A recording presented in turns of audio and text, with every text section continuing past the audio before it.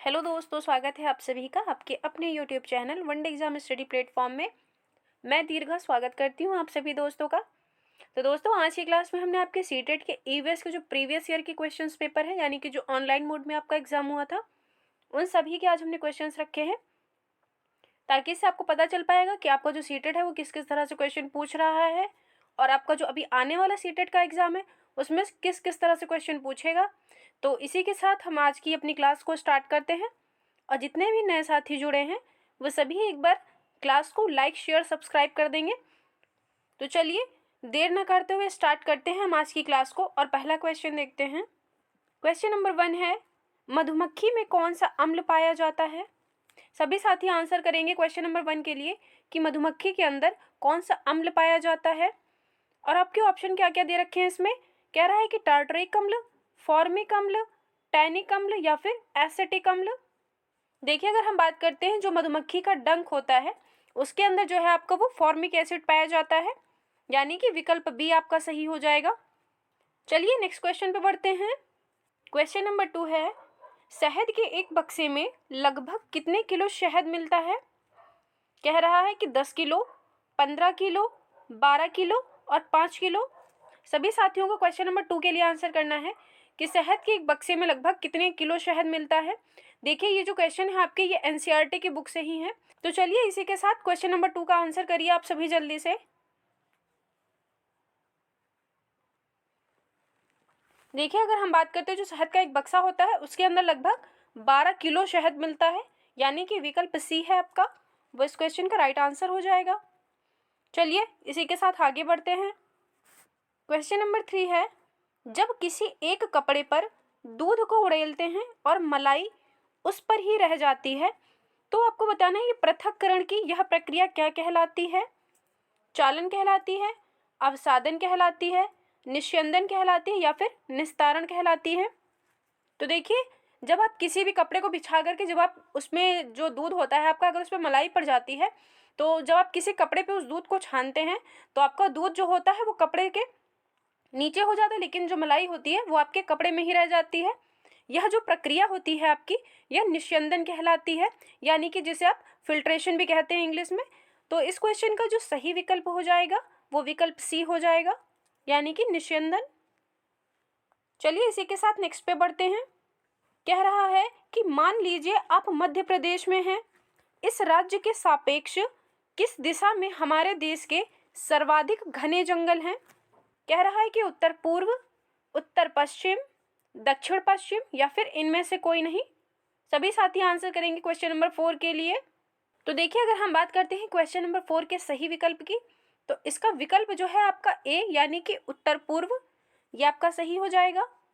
अगला है, किसी सभा में अपना परिचय देते समय किसी छात्र के कथन पर विचार कीजिए। तो एक छात्र है, वो अपने कुछ कथन दे रहा है तो आपको उस पर विचार करना है। कह रहा है कि मैं जिस जगह से आया हूँ वहाँ के अधिकतर लोग जो हैं वो सरसों के तेल में बनी हुई मछली खाना पसंद करते हैं। तो आपको बताना है कि यह जो छात्र है वो कहाँ से आया हो सकता है। और आपके ऑप्शन दे रखे कश्मीर, गोवा, केरल या फिर उड़ीसा। सभी साथी आंसर करिए जल्दी से क्वेश्चन नंबर 5 के लिए। इसी के साथ जो भी नए साथी जुड़े हैं वो सभी एक बार क्लास को लाइक कर देंगे, और आपको क्लास को भी शेयर करना है ताकि आपके साथ जो है वो ज़्यादा से ज़्यादा बच्चे जुड़ पाए। तो चलिए जल्दी से क्वेश्चन का आंसर कर दीजिए। देखिए, अगर हम बात करते हैं जो सरसों के तेल में जो पकी हुई मछली है वो आपके जो कश्मीर के लोग हैं वो उसे खाना पसंद करते हैं। बात करते हैं अगर हम इस क्वेश्चन के सही आंसर की, तो इसका विकल्प ए सही हो जाएगा। देखिए, अगर हम बात करते हैं गोवा की, तो गोवा में क्या है आपका नारियल के तेल में जो है वो वहाँ के लोग जो है मछली खाना पसंद करते हैं। तो चलिए इसी के साथ हम आगे बढ़ते हैं और अपना अगला क्वेश्चन देखते हैं। क्वेश्चन नंबर 6 है कि कक्षा 5 के अध्याय दीवार के उस पार में एक शिक्षक आरिफ है जो कि छात्रों से जो खेल खेल रहे हैं वह खेलते हैं, उनके अनुभव साझा करने को कहते हैं। निम्न में से कौन सा उसके प्रयास को सबसे ज़्यादा स्पष्ट करेगा। और आपके ऑप्शन दे रखे हैं इसमें कि खेलों से संबंधित नियम की समझ का विकास, खेलों से संबंधित मूल्यों का विकास, व्यक्तिगत अनुभव को साझा करने की क्षमता का विकास, या फिर कुछ मुद्दों की समझ का विकास, जैसे कि लड़के व लड़कियों के लिए एक जैसे खेल, सभी के लिए समान अवसर तथा टीम भावना। सभी साथी क्वेश्चन नंबर 6 के लिए आंसर करेंगे जल्दी से। बताइए इस क्वेश्चन का सही आंसर क्या हो जाएगा।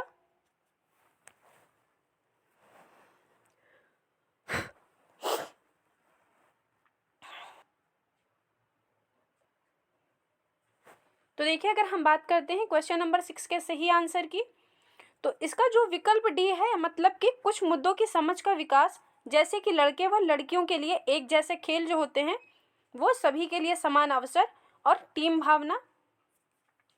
चलिए इसी के साथ नेक्स्ट क्वेश्चन पे बढ़ते हैं। क्वेश्चन नंबर 7 कह रहा है आपसे कि टूटता तारा होता है कोई, तो आपको बताना है इसमें कि टूटता तारा क्या कहलाते हैं। धूमकेतु कहलाते हैं, क्षुद्र ग्रह कहलाते हैं, या फिर उल्का पिंड कहलाते हैं, या फिर आपके स्टार कहलाते हैं यानी कि तारा। तो सभी साथी क्वेश्चन नंबर 7 के लिए आंसर करेंगे कि आपके जो टूटता तारा होता है उसे क्या कहते हैं। तो देखिए टूटते तारे को इंग्लिश में जो है आप शूटिंग स्टार के नाम से भी जानते हैं। तो ये जो होते हैं आपके, ये उल्का पिंड होते हैं, यानी कि विकल्प सी आपका इस क्वेश्चन का राइट आंसर हो जाएगा। चलिए इसी के साथ नेक्स्ट क्वेश्चन पे बढ़ते हैं। क्वेश्चन नंबर 8 कह रहा है आपसे कि पर्यावरण अध्ययन के शिक्षण में कला एवं कौशल का समावेशन करना चाहिए क्योंकि वह प्रोत्साहित करता है। तो आपको बताना जो पर्यावरण अध्ययन का जो शिक्षण होता है उसके अंदर कला और जो कौशल होती है उसका समावेश क्यों करना चाहिए। कह रहा है सृजनात्मकता को, सहपाठी सीखने को, कक्षा में अनुशासन को, या फिर डी कह रहा है आपसे कि समावेशन को। सभी साथी आंसर करिए क्वेश्चन नंबर 8 के लिए। तो देखिए अगर हम बात करते हैं क्वेश्चन नंबर 8 के सही विकल्प की, तो इसमें ए में कह रहा है आपसे कि सृजनात्मकता को। तो बिल्कुल देखिए जब तक आप शिक्षण में क्रिएटिविटी नहीं आप इन्वॉल्व करेंगे तब तक जो बच्चा होगा आपका वो कभी भी नहीं सीख पाएगा। और इसी के साथ कह रहा है सहपाठी सीखने को, तो बिल्कुल ये बात भी आपकी सही है। और सी कह रहा है कि कक्षा में अनुशासन को, तो देखिए कक्षा में कभी अनुशासन बना के नहीं रखना है। और डी कह रहा है आपसे कि समावेशन को, तो बिल्कुल ये बात भी आपकी सही है, यानी कि जो आपका विकल्प दूसरा है ए, बी और डी, ये इस क्वेश्चन का सही आंसर हो जाएगा। इसी के साथ नेक्स्ट क्वेश्चन पे बढ़ते हैं। क्वेश्चन नंबर 9 है कक्षा 4 के विद्यार्थियों को थीम आश्रय के लिए कौन सी युक्ति पूछताछ को प्रोत्साहित करती है। और आपके ऑप्शन दे रखे देश के विभिन्न आश्रयों पर एक पावर पॉइंट प्रस्तुति दिखाना, विभिन्न मकान निर्माण स्थलों पर जाने के उपरांत विद्यार्थियों को अपने अनुभव को सुनाने के लिए कहना, या फिर विद्यार्थियों को विभिन्न प्रकार के घरों के चित्र एकत्र करने के लिए कहना, या फिर विभिन्न प्रकार के आश्रयों के चित्र साझा करने के लिए कहना।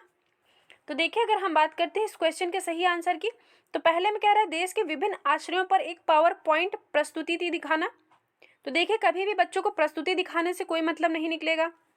और बी कह रहा है कि विभिन्न मकान निर्माण स्थलों पर जाने के उपरांत जो आपके विद्यार्थी होते हैं उनको जो है वो अपने अनुभव सुनाने के लिए कहना। तो देखिए ये बात आपकी बिल्कुल सही हो जाएगी। देखिए जब आप किसी बच्चे को अगर कहीं पिकनिक स्पॉट पे ले जाते हैं या आप कहीं उसे घुमाने के लिए ले जाते हैं, तो देखिए जब बच्चा किसी चीज़ को देखता है तो उसके अनुभव जो है वो बहुत जल्दी ही वो ग्रहण कर लेता है, और अगर आप उसे कुछ भी पूछेंगे तो वो आपको उसका आंसर भी तुरंत ही दे देगा। तो ये युक्ति जो है आपकी, ये आपकी सबसे बेस्ट होने वाली है, यानी कि विकल्प बी इस क्वेश्चन का राइट आंसर हो जाएगा। और वहीं विद्यार्थियों को विभिन्न प्रकार के घरों के चित्र एकत्र करने के लिए कहना। तो देखिए घरों के अगर आप चित्र एकत्र कर लेंगे तो बच्चे के अंदर क्रिएटिविटी कभी नहीं आएगी। और विभिन्न प्रकार के आशयों के चित्र साझा करना, तो देखिए चित्र आपको एक दूसरे को अगर आप शेयर कर देंगे तो उससे भी कुछ होने वाला नहीं है ना। तो जो आपकी युक्ति जो प्रोत्साहित करेगी वो आपकी यही करेगी कि आप बच्चे को पिकनिक स्पॉट पर ले जाइए और उनसे तरह तरह की चीज़ें करवाइए ताकि वो जो चीज़ करेंगे उसे जल्दी ही अपने अंदर एब्जॉर्व कर लेंगे, है ना। तो चलिए इसी के साथ हम अपने नेक्स्ट क्वेश्चन पे बढ़ते हैं। क्वेश्चन नंबर 10 है आपका कि माउंट एवरेस्ट की चोटी की ऊंचाई है।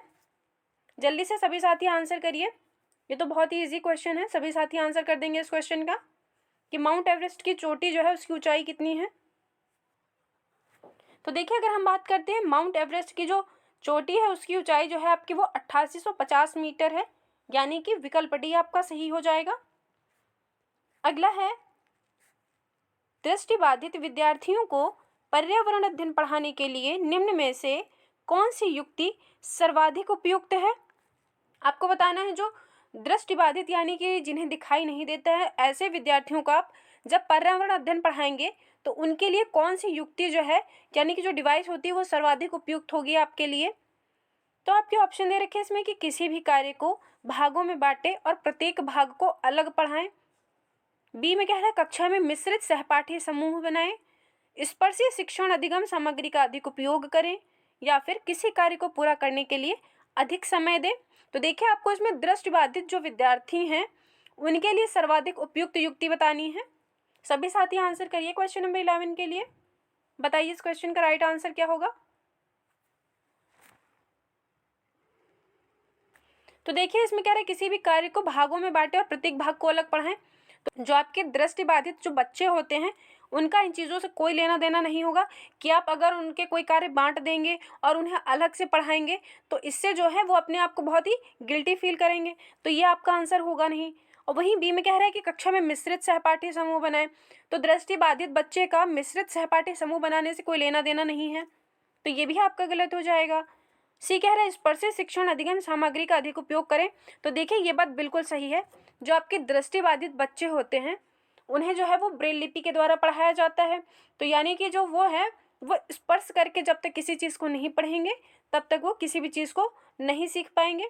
तो इस क्वेश्चन के अगर हम आंसर की बात करते हैं तो आपका विकल्प सी है, यानी कि स्पर्शी शिक्षण अधिगम सामग्री का अधिक उपयोग करें और वहीं किसी कार्य को पूरा करने के लिए अधिक समय दें। ये वाली बात भी आपकी गलत हो जाएगी।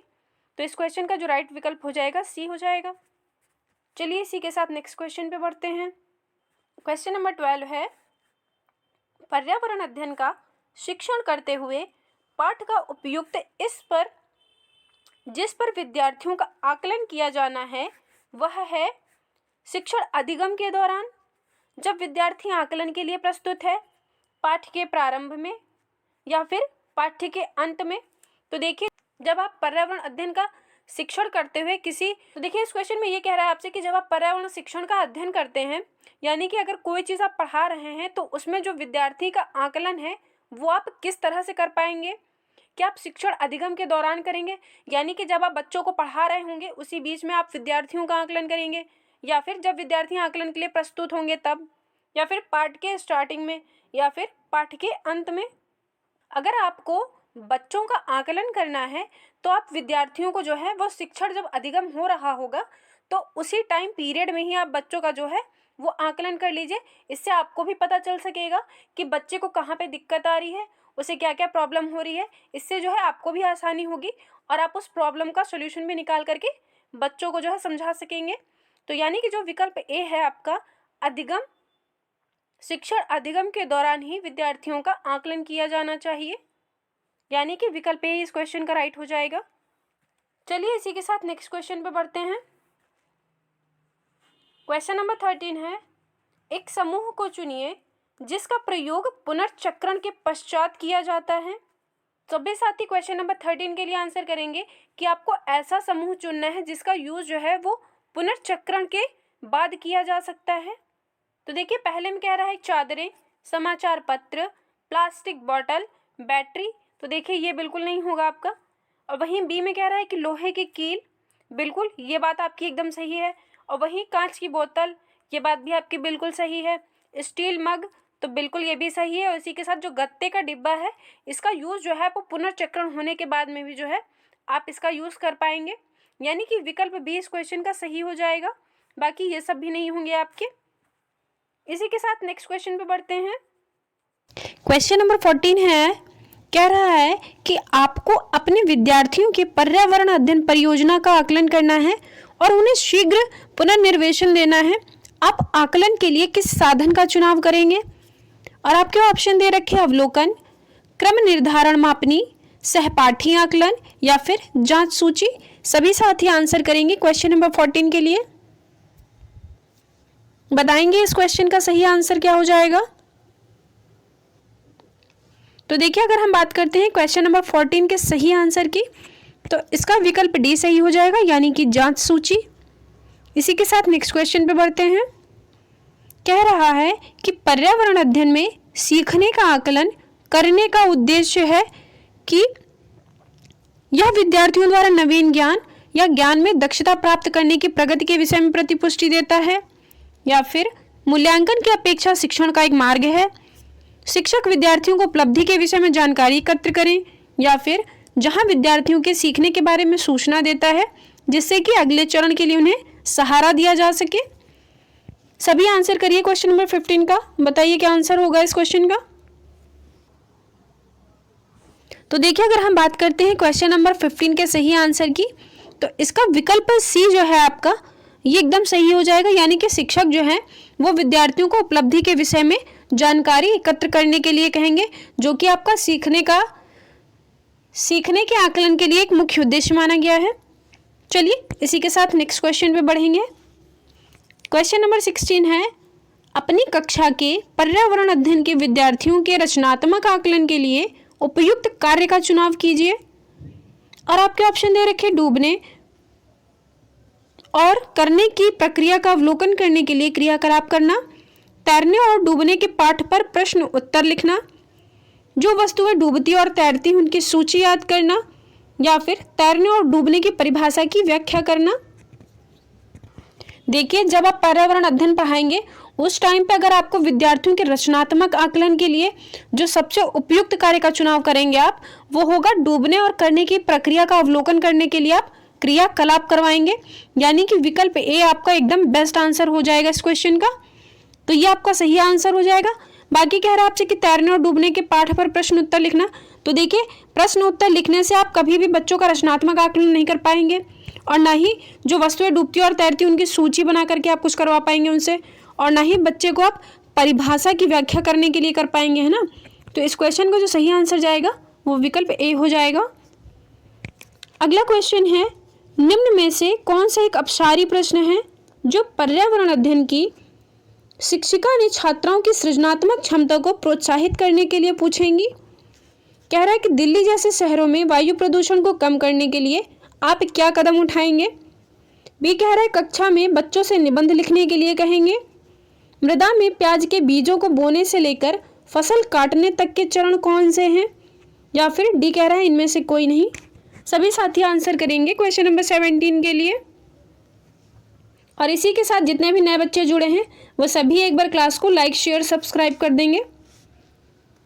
देखिए, अगर हम बात करते हैं इस क्वेश्चन के सही आंसर की, यानी कि इस क्वेश्चन में ये कह रहा है आपसे अपसारी प्रश्न है जो पर्यावरण अध्ययन की शिक्षिका ने छात्राओं की सृजनात्मक क्षमता को प्रोत्साहित करने के लिए पूछेंगी।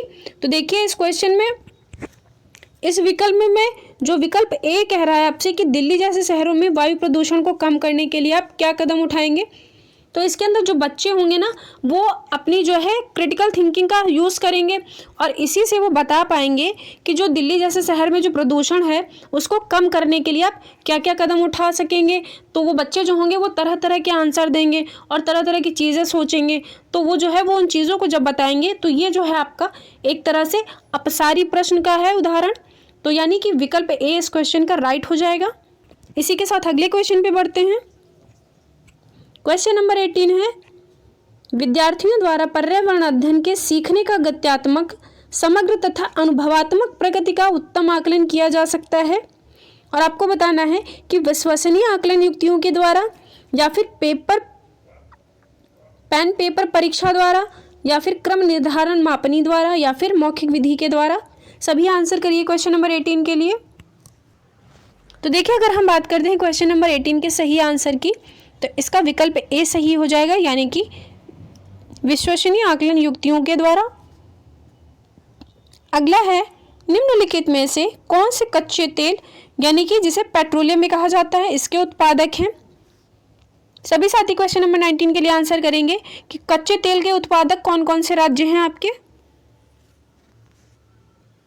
देखिए, अगर हम बात करते हैं क्वेश्चन नंबर 19 के सही आंसर की, तो आपका जो तमिलनाडु है और इसी के साथ जो आपका गुजरात राज्य है, ये आपका कच्चे तेल का सबसे मुख्य उत्पादक राज्य माना गया है। यानी कि विकल्प सी जो है वो इस क्वेश्चन का राइट हो जाएगा।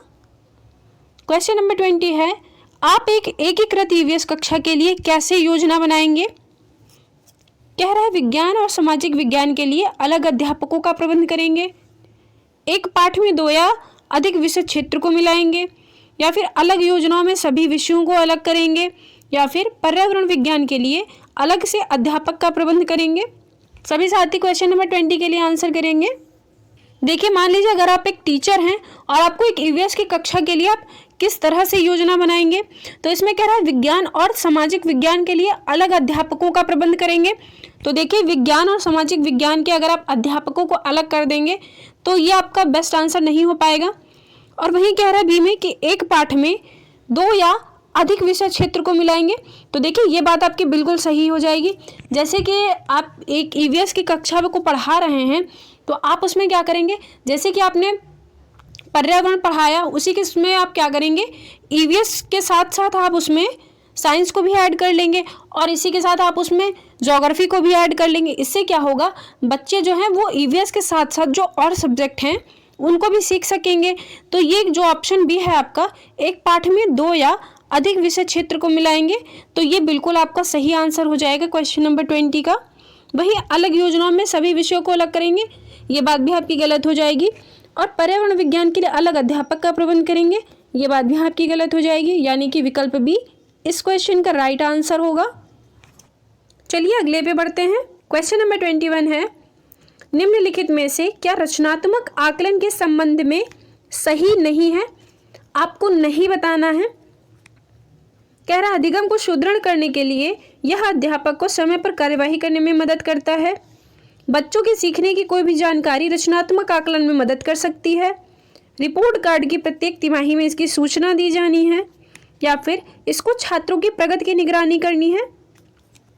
तो देखिए, अगर हम बात करते हैं क्वेश्चन नंबर 21 के सही आंसर की, तो देखिए इसका जो सी ऑप्शन है ये इस क्वेश्चन का सही आंसर हो जाएगा, यानी कि रिपोर्ट कार्ड की जो प्रत्येक तिमाही में इसकी सूचना दी जानी है, ये इस क्वेश्चन का राइट आंसर हो जाएगा। अगला क्वेश्चन है, मुस्कान ने परिवहन में डीजल वाहनों का उपयोग निश्चित होना चाहिए विषय पर एक वाद विवाद का आयोजन किया है। यानी कि एक टीचर है मुस्कान, जिसने क्या किया है, परिवहन में डीजल वाहनों का उपयोग जो है वो निश्चित होना चाहिए, इस पर जो है एक वाद विवाद का आयोजन किया है। और मुस्कान के द्वारा इस विषय पर कक्षा में वाद विवाद के आयोजन का मुख्य उद्देश्य क्या होगा, आपको ये बताना है। तो इसमें कह रहा है आपसे कि यह छात्रों की विचारों को जानने और उन्हें सही करने में मदद करेगा, या फिर ये पूरी तरह से परिवहन में डीजल वाहनों पर प्रतिबंध लगाने की आवश्यकता पर छात्रों को संवेदनशील बनाना चाहती है, या फिर यह इस मुद्दे पर छात्रों को कई दृष्टिकोण की सराहना करने में मदद करता है, या फिर यह आधुनिक वाहनों के उपयोग के लाभों पर छात्रों को संवेदनशील बनाना चाहती है। सभी साथी आंसर करेंगे क्वेश्चन नंबर 22 के लिए।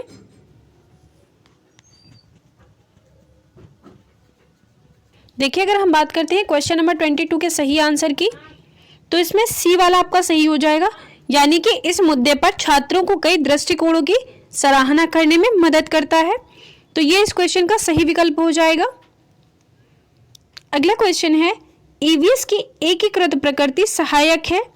कह रहा है शिक्षार्थी केंद्रित उपागम का पालन करने और संकल्पनाओं को अधिक संख्या का परिचय देने में, पाठ्यचर्या के बाहर को कम करने और शिक्षार्थियों को सार्थकता पूर्वक सीखने में, पाठ्यचर्या के बाहर को कम करने और विशिष्ट प्रकरणों को पेश करने में, या फिर दी गई सूचनाओं और विवरणों से सीखने में। सभी आंसर करेंगे कि ईवीएस की जो एकीकृत प्रकृति है वो किस चीज़ में सहायता करती है। तो देखिए, कह रहा है शिक्षार्थी केंद्रित उपागम का पालन करें, संकल्पनाओं को अधिक संख्या का परिचय देने। तो देखिए, संख्या का परिचय देने से कोई मतलब नहीं होगा क्या। और बी कह रहा है आपसे कि पाठ्यचर्या के भार को कम करने और शिक्षार्थियों को सार्थकता पूर्वक सीखने में। तो देखिए, ये बात आपकी बिल्कुल सही है कि पाठ्यचर्या के भार को आपको कम करना है, जो कि शिक्षार्थियों को सीखने में भी मदद कर सकेगा, यानी कि विकल्प बी है जो वो इस क्वेश्चन का सही आंसर हो जाएगा। चलिए इसी के साथ नेक्स्ट क्वेश्चन पे बढ़ते हैं। क्वेश्चन नंबर 24 है, पर्यावरण अध्ययन में प्रश्न करने को एक युक्ति के रूप में उपयोग किया जाता है। कह रहा कक्षा कक्ष में जिज्ञासा को बढ़ाने के लिए, या फिर नियमों के पालन को बढ़ावा देने के लिए, या फिर अनुशासन को बनाए रखने के लिए, या फिर ध्यान खींचने के लिए। सभी साथी आंसर करेंगे क्वेश्चन नंबर 24 के लिए। देखिए, अगर आपको क्लास पसंद आती है तो प्लीज़ क्लास को एक बार लाइक शेयर सब्सक्राइब कर दीजिएगा, और इसी के साथ साथ क्वेश्चन नंबर 24 का आंसर भी बताना है आपको कि इस क्वेश्चन का सही आंसर क्या हो जाएगा। तो देखिए, जब आप पर्यावरण अध्ययन में प्रश्न करने की एक जो युक्ति होती है उसको कक्षा कक्ष में जिज्ञासा बढ़ाने के लिए यूज़ करना चाहिए, यानी कि विकल्प ए जो है आपका वो इस क्वेश्चन का राइट आंसर हो जाएगा। देखिए, बच्चों को कभी नियम कानून नहीं सिखाने हैं और ना ही उनके अंदर अनुशासन को बनाए रखना है आपको कक्षा में, और ना ही ध्यान खींचने के लिए उन्हें कभी आकर्षित करना है। चलिए इसी के साथ नेक्स्ट क्वेश्चन पे बढ़ते हैं। क्वेश्चन नंबर 25 है, अपनी कक्षा में 50 से अधिक छात्रों के साथ वाणी उन्हें एक ऐसे गतिविधि में जोड़ना चाहती है जिसमें सीखने को बढ़ाने के लिए अधिकतम संख्या में इंद्रियां शामिल हों। निम्न में से कौन सा क्रियाकलाप उपरोक्त कार्य के लिए ठीक होगा? कह रहा है कौशल के प्रदर्शन के लिए समुदाय से संदर्भ व्यक्तियों को आमंत्रित करना, या फिर नज़दीक के स्थान के लिए क्षेत्र भ्रमण का आयोजन करना, समूह चर्चा को प्रोत्साहित करना, या फिर उचित ऑडियो विजुअल मटेरियल के लिए स्मार्ट कक्ष का उपयोग करना। सभी आंसर करेंगे क्वेश्चन नंबर 25 के लिए। तो देखिए, ए में कह रहे कौशल के प्रदर्शन के लिए समुदाय में संदर्भ व्यक्तियों को आमंत्रित करना। तो देखिए, व्यक्तियों को आमंत्रित करने से आप बच्चे को कभी भी सीखने को बढ़ाने के लिए अधिकतम संख्या में इसमें इंद्रियां शामिल नहीं हैं। वहीं बी में कह रहा है कि नज़दीक के स्थान के लिए क्षेत्र भ्रमण का आयोजन करना। तो देखिए, ये बात आपकी बिल्कुल सही है। जब तक आपका बच्चा किसी चीज़ को देखेगा नहीं, तो देखिए, देखना जो होता है वो आपकी एक प्रकार से इंद्रिय होती है। जब तक बच्चा उसको देखेगा नहीं, उसका पूरा अवलोकन नहीं करेगा, तब तक बच्चा किसी चीज़ को नहीं सीख पाएगा। इसलिए जो है उसे नज़दीक के स्थान पर ले जा करके आप उसे क्षेत्र भ्रमण करवा सकते हैं। लेकिन समूह चर्चा प्रोत्साहित करना ये बिल्कुल नहीं हो पाएगा, और ना ही उचित ऑडियो विजुअल मटेरियल का यूज़ करके आप उसका उपयोग कर पाएंगे, है ना। तो ये भी आपका गलत हो जाएगा, इसका विकल्प भी आपका सही हो जाएगा एकदम। इसी के साथ अगले क्वेश्चन पे बढ़ते हैं, जो कि क्वेश्चन नंबर 26 है आपका। कह रहा है नीचे दिए गए कौन से एक राज्य में तोरांग का अर्थ है जंगल? तो आपको बताना है कि कौन सा ऐसा राज्य है जहाँ पर जंगल को तोरांग के नाम से जाना जाता है। और आपके ऑप्शन दे रखे हैं केरल, पश्चिम बंगाल, झारखंड या फिर कर्नाटक। सभी आंसर करेंगे क्वेश्चन नंबर 26 के लिए। बताइए जल्दी से इस क्वेश्चन का सही आंसर क्या हो जाएगा। देखिए, अगर हम बात करते हैं तोरांग जिसे कि जंगल कहा जाता है, वो आपका जो झारखंड राज्य के निवासी हैं वो जंगल को तोरंग के नाम से पुकारते हैं, यानी कि जो विकल्प सी है वो इस क्वेश्चन का राइट आंसर हो जाएगा। इसी के साथ नेक्स्ट क्वेश्चन पे बढ़ते हैं। आज हम मिर्ची के बिना भोजन की कल्पना भी नहीं कर सकते, इसे व्यापारी हमारे देश में लाए थे। क्या रहा दक्षिण अफ्रीका से, इंग्लैंड से, अफगानिस्तान से या फिर दक्षिण अमेरिका से? तो आपको बताना है कि जो मिर्ची थी आपकी वो किस देश से आई थी। तो देखिए, अगर हम बात करते हैं क्वेश्चन नंबर 27 के सही विकल्प की, तो इसका विकल्प डी है, यानी कि दक्षिण अमेरिका से। ये इस क्वेश्चन का राइट आंसर हो जाएगा। चलिए नेक्स्ट पे बढ़ते हैं।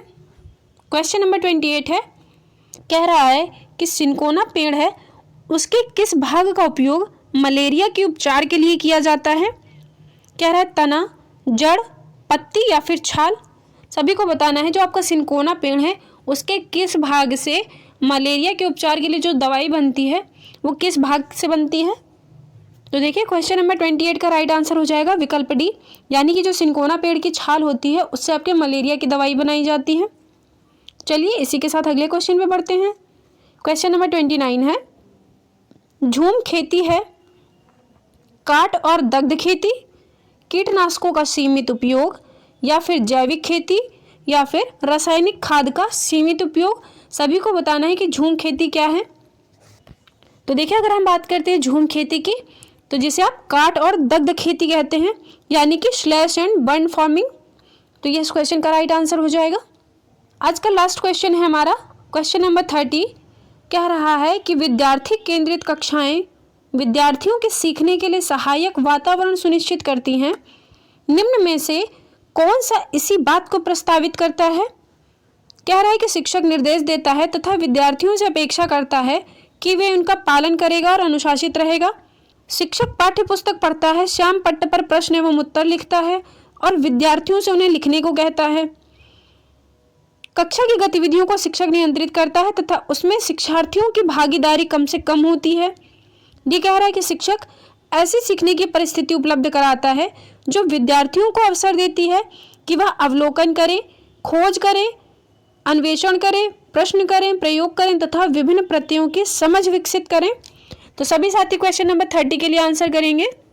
जल्दी से बताइए इस क्वेश्चन का सही आंसर क्या होगा। तो देखिए, जो आपकी विद्यार्थी केंद्रित कक्षाएं होती हैं उसमें विद्यार्थी को सीखने के लिए जो सबसे सहायक वातावरण होता है वो आप क्या करेंगे, उसमें विद्यार्थियों को आप ज़्यादा से ज़्यादा उनसे प्रश्न पूछेंगे, उन्हें अन्वेषण करने के लिए यानी कि खोज करने के लिए प्रोत्साहित करेंगे और उन्हें किसी भी चीज़ को जो है वो प्रयोग करके किसी चीज़ को सीखने के लिए कहेंगे, है ना। तो ये सब जो चीज़ें होती हैं ये विद्यार्थी केंद्रित जो कक्षाएं होती हैं उनके लिए बहुत ही महत्वपूर्ण भागीदारी निभाती हैं।